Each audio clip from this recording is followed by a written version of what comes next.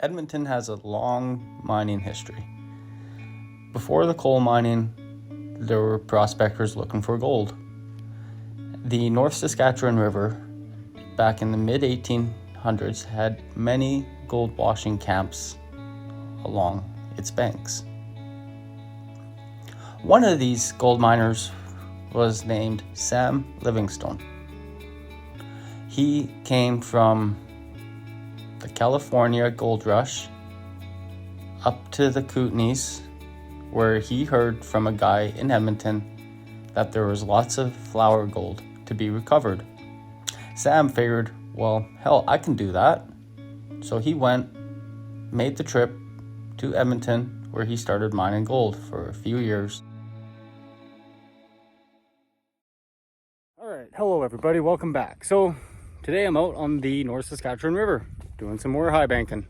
Instead of taking dirt home, I've been cleaning everything up at the river, just backpanning it and sucking the gold up. So let me show you the system and what I've been up to.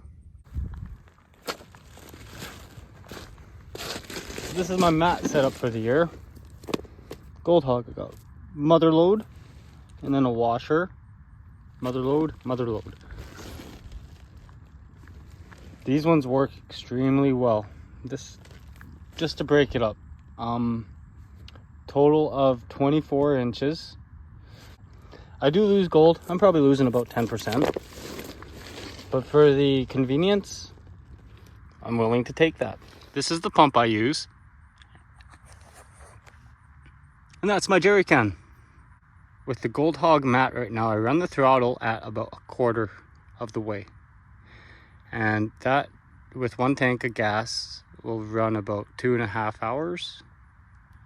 So with one of these, I get to about 4 to 5 hours runtime, probably 4.5 hours.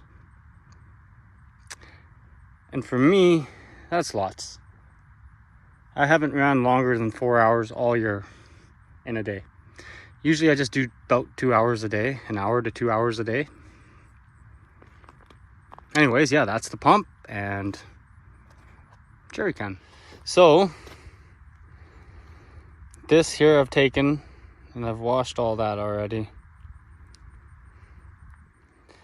And now I'm gonna wash up here by the bank. Throw those rocks back in the hole. Step my machine here because I've taken all this. And now when I put my machine here next time, I'll be taking that, coming back up, right? Cleaning that out so I can set my box here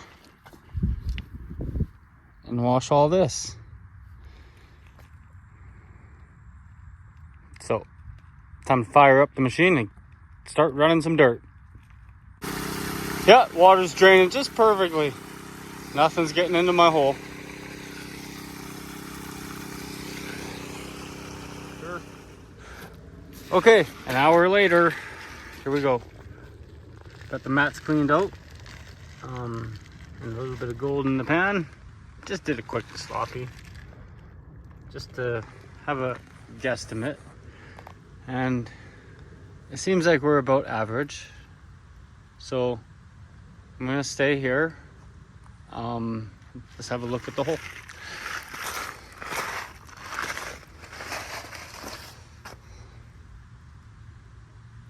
As I was digging, I pulled my tailings into the hole, let gravity do most of the work. And this is the pay dirt. So now, that's been dug last year. So I'm gonna just take my trench and start going this way and take all that now. The technique I've been doing this year is I'll run for an hour to 2 hours, clean this mat out. I just leave the miner's moss and the mat underneath in the hopper until I feel like cleaning it out. Right now it has about 6-7 hours on it. And as you can see, I just emptied out that mat and I'm about to do another 2-hour run. So after I get this to say 10 hours, I'll clean it out. And the thing with this box has been a learning experience. Me and my father, we built this. It's been doing awesome. But that being said, it's time for the next box, next build. And we've been working on something else, keeping in mind my technique to clean the miner's moss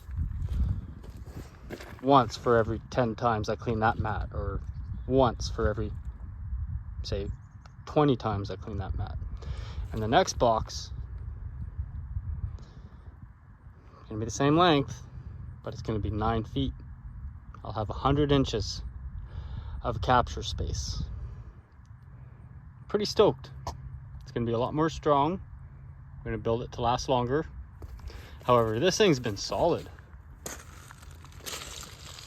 This thing's done really good so far for, it's on its 2nd year. And there are some things I want to change. The width of my hopper. I want to be able to put my Honda pump inside for transportation, and also for scraping out big rocks. I want my shovel to fit. And if you don't know, this here is the Pro Point from Princess Auto. Gold prospectors must have shovel. It's fantastic. It's a little heavier than your typical wooden handle shovel, but if you're digging into hard ground, it really rips it apart and you don't really need a pickaxe. So that's my recommended shovel for hard ground. But if you're digging into loose material, just go for the wooden handle. You don't need that extra weight. So yeah, I can't wait to show you guys the next box. This thing has been awesome, but the next one is going to be a beast. It's almost done. Hard to make time to go build on it when it's beautiful outside and I can be getting gold, you know? So here I am.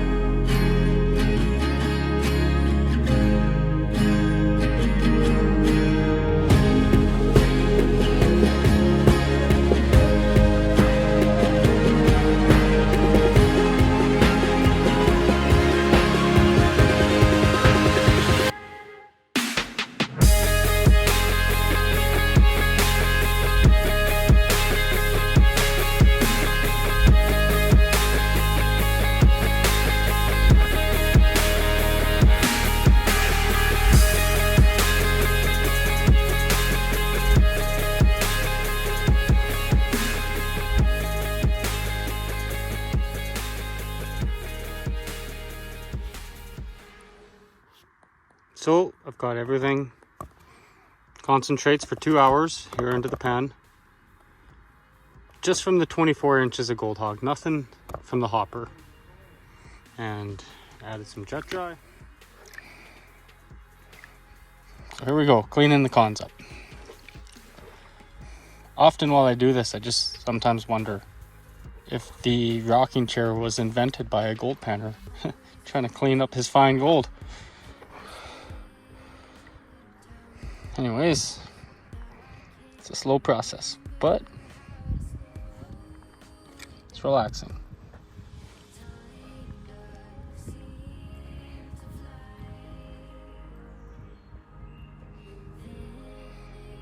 This technique is called pulling back the black sand to leave the gold in front. And tap the front of the pan, it helps the gold walk forward and loosen the material. The trick to this back panning, as it's called, is to make sure your material stays loose. So that's why I like to tap the pan often. But I'm gonna get 2 hands on this so I can get her done. All right.